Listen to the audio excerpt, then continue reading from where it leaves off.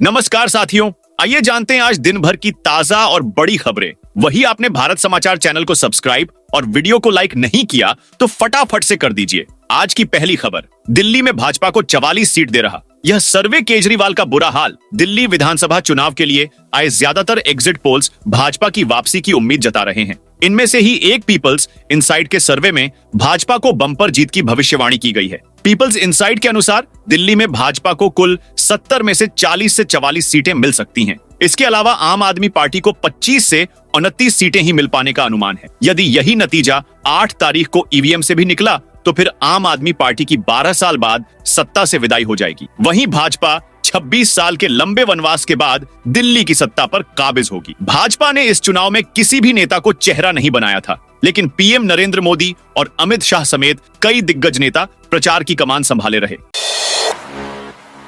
मुफ्त राशन ले रहे अपात्र लोगों की छंटनी की हो रही तैयारी। सरकार प्रधानमंत्री गरीब कल्याण अन्न योजना के तहत ऐसे लोगों के पहचान की तैयारी कर रही है जो अपात्र होते हुए योजना का लाभ रहे हैं। खबर है कि ऐसे लोगों की पहचान के लिए अब आयकर विभाग की मदद ली जाएगी। एक कार्यालय आदेश में कहा गया है कि आयकर विभाग पीएमजीकेवाई के तहत अपात्र लोगों को लाभार्थियों की सूची से हटाने के लिए अपने आंकड़ों को खाद्य मंत्रालय के साथ साझा करेगा। पीएमजीकेवाई के तहत उन गरीब परिवारों को मुफ्त राशन दिया जाता है जो आयकर का भुगतान नहीं करते हैं। सरकार ने वित्त वर्ष 2025 से 26 के बजट में पीएमजीकेवाई के लिए 2.03 लाख करोड़ रुपए का प्रावधान किया है, जो चालू वित्त वर्ष के 1.97 लाख करोड़ रुपए के संशोधित अनुमान से अधिक है।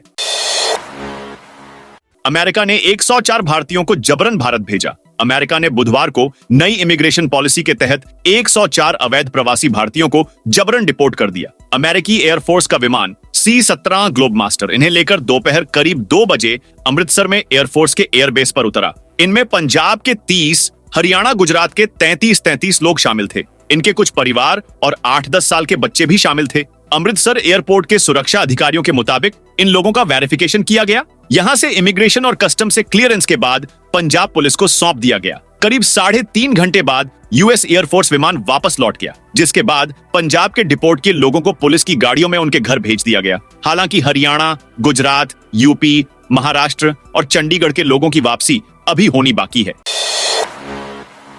वित्त मंत्रालय कर्मचारियों के एआई टूल्स इस्तेमाल पर रोक। वित्त मंत्रालय ने बुधवार को अपने कर्मचारियों पर चैट जीपीटी और डीपसीक जैसे एआई टूल्स के इस्तेमाल पर रोक लगा दी। कर्मचारी ऑफिस के डिवाइस यानी मंत्रालय की ओर से दिए गए कंप्यूटर, लैपटॉप, टैबलेट जैसी डिवाइस में एआई टूल्स का इस्तेमाल नहीं कर पाएंगे। व्यय विभाग की ओर से 29 जनवरी को जारी आदेश से पता चलता है कि एआई टूल्स के इस्तेमाल से गोपनीय सूचनाएं लीक होने का खतरा है। इसके चलते यह कदम उठाया गया है। ये आदेश मंत्रालय के सभी विभागों पर लागू होगा। इससे पहले ऑस्ट्रेलिया और इटली जैसे देश भी एआई टूल्स बैन कर चुके हैं। चैटजीपीटी एक आर्टिफिशियल इंटेलिजेंस चैटबॉट है। यह इंटरनेट पर मौजूद जानकारी को पढ़कर जवाब देता है।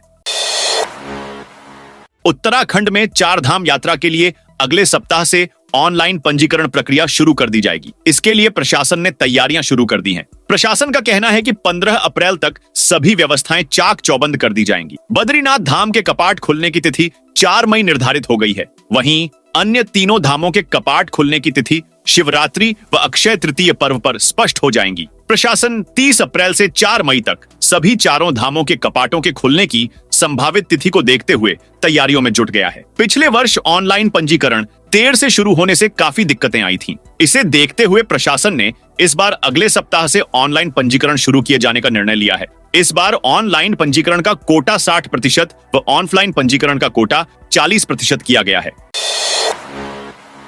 अब नहीं देना पड़ेगा ज्यादा टोल टैक्स। हाईवे पर टोल प्लाजा की बाधा व अन्य समस्याओं को दूर करने की दिशा में भारतीय राष्ट्रीय राजमार्ग प्राधिकरण ने बड़ी योजना तैयार की है। जल्द टोल के 20 किलोमीटर के दायरे के अंदर आने वाले वाहन स्वामियों की बाध्यता को खत्म कर किसी भी निजी वाहन को नई दर पर वार्षिक और लाइफ टाइम पास स्वीकृत किया जाएगा। एनएचएआई अधिकारियों के अनुसार मुख्यालय स्तर पर इसकी कार्य योजना लगभग तैयार है। जल्दी ही लोगों को वार्षिक व लाइफ टाइम पास जारी करने का निर्णय लिया जा सकता है। वर्तमान में बरेली मंडल में एनएचएआई और उपसा के कुल 9 टोल प्लाजा संचालित हो रहे हैं। भारतीय राष्ट्रीय राजमार्ग प्राधिकरण पर अब तक किसी भी टोल प्लाजा के 20 किलोमीटर के दायरे के अंदर आने वाले वाहन स्वामियों का ही पास जारी किया जाता है। इसको लेकर कई बार 20 किलोमीटर के दायरे के आसपास वाले वाहन स्वामी कभी कभी पास नहीं बनने समेत अन्य कई तरह की शिकायतें भी आती हैं।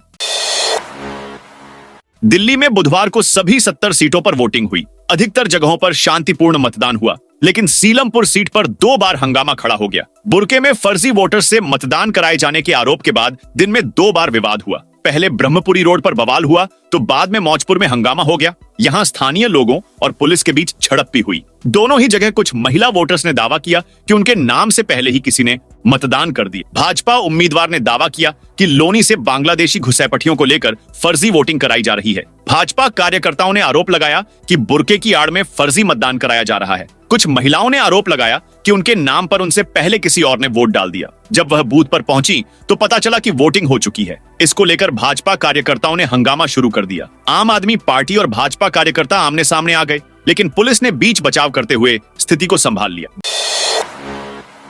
भारत बांग्लादेश बॉर्डर पर बीएसएफ और घुसपैठियों में झड़प। पश्चिम बंगाल में भारत बांग्लादेश सीमा पर बॉर्डर सिक्योरिटी फोर्स पर की सीमा पार से आने वाले घुसपैठियों ने झड़प हुई। सुरक्षा बलों ने घुसपैठ को नाकाम किया। हालांकि झड़प के दौरान एक जवान घायल हुआ। एक घुसपैठिया भी गिरफ्तार किया गया है। घटना दक्षिण दिनाजपुर जिले में बॉर्डर से लगे मलिकपुर गांव में 4-5 जनवरी की रात में हुई। डकैती और स्मगलिंग की वारदातों को अंजाम देने वाले गैंग के कई लोग बांग्लादेश से भारत में घुसपैठ की कोशिश कर रहे थे। रात में पेट्रोलिंग कर रहे बीएसएफ जवानों ने घुसपैठ कर रहे बदमाशों को खदेड़ा था। इसी दौरान उन लोगों ने जवानों पर हमला कर दिया। बीएसएफ ने भी जवाबी कार्रवाई की। बदमाशों में टीम की गाड़ी भी छीनने की कोशिश की। इसी दौरान बदमाशों ने धारदार हथियारों से टीम पर हमला किया। सुरक्षा बलों ने बदमाशों पर गोला बारूद दागा और गोलियां चलाईं। बदमाश अपनी जान बचाकर बांग्लादेश की ओर भाग निकले। 1 अप्रैल से बंद हो जाएगी महिला सम्मान सेविंग्स सर्टिफिकेट स्कीम। सरकार द्वारा महिलाओं के लिए चलाई जा रही खास इन्वेस्टमेंट स्कीम महिला सम्मान सेविंग्स सर्टिफिकेट 1 अप्रैल 2025 से बंद हो रही है। 31 मार्च 2025 के बाद इस स्कीम में पैसा नहीं लगाया जा सकेगा। 1 फरवरी 2023 को पेश बजट में सरकार ने इस योजना को शुरू करने की घोषणा की थी। वहीं योजना की शुरुआत 1 अप्रैल 2023 से 2 साल के लिए की गई थी, यानी 31 मार्च 2025 के बाद इस स्कीम के 2 साल पूरे हो रहे हैं। सरकार ने अब तक इस स्कीम को आगे बढ़ाने को लेकर कोई नोटिफिकेशन जारी नहीं किया है। इस स्कीम में मिल रहा 7.5% सालाना ब्याज। इस स्कीम में 7.5% सालाना ब्याज दिया जा रहा है। इसमें कम से कम 1,000 रुपए से लेकर अधिकतम 2 लाख रुपए का निवेश किया जा सकता है। इसमें 2 साल के लिए निवेश करना होता है।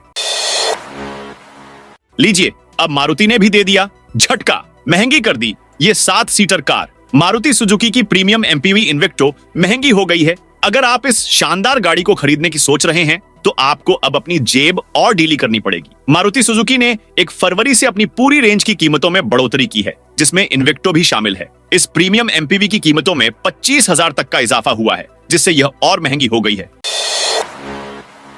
संकल्प अडानी ग्रुप के चेयरमैन गौतम अडानी के छोटे बेटे जीत अडानी 7 फरवरी को दिवा जैमिन शाह के साथ शादी के बंधन में बंधने वाले हैं। शादी के फेरे से पहले उन्होंने हर साल 500 दिव्यांग लोगों को शादी के लिए 10 लाख रुपए देने का संकल्प लिया है। दरअसल बुधवार को जीत अडानी ने अहमदाबाद में 21 नवविवाहित दिव्यांग पति पत्नियों से मुलाकात की, साथ ही उनकी आर्थिक मदद भी की। जीत और दीवा की सगाई साल 2023 में हुई थी। दीवा का परिवार सूरत में हीरा कारोबार से जुड़ा हुआ है।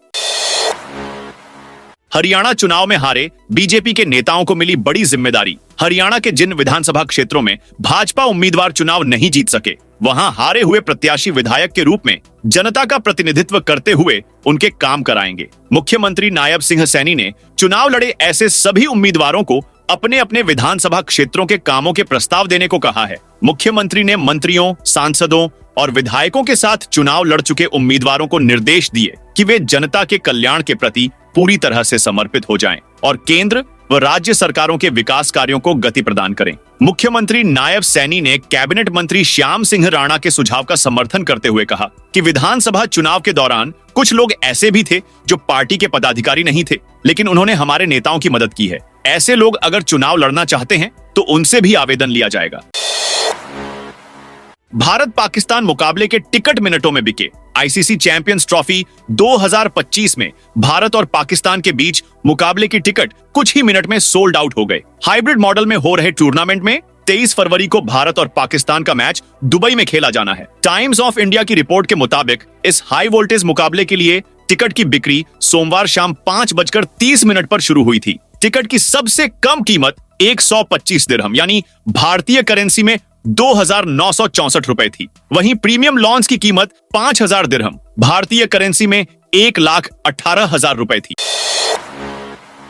हरियाणा के 50 गांवों के किसान जल लेकर खनौरी पहुंचे। पंजाब और हरियाणा के खनौरी बॉर्डर पर आज हरियाणा के 50 गांवों के किसान अपने खेतों का जल लेकर खनौरी बॉर्डर पर पहुंचे। वहीं 81 दिन से आमरण अनशन पर चल रहे किसान नेता जगजीत सिंह डल्लेवाल यही जल ग्रहण करेंगे, क्योंकि वह पानी के अलावा कुछ नहीं खा पी रहे हैं। वहीं आने वाले दिनों में अन्य इलाकों से पानी लेकर किसान खनौरी बॉर्डर पर पहुंचेंगे। दूसरी तरफ किसान 11 से 13 फरवरी तक होने वाली किसान महापंचायतों में भी शामिल होने का न्योता दिया गया है। सभी बड़े किसान नेता गांव-गांव जाकर बैठकें कर रहे हैं। दोस्तों, ये थी आज की ताजा और बड़ी खबरें।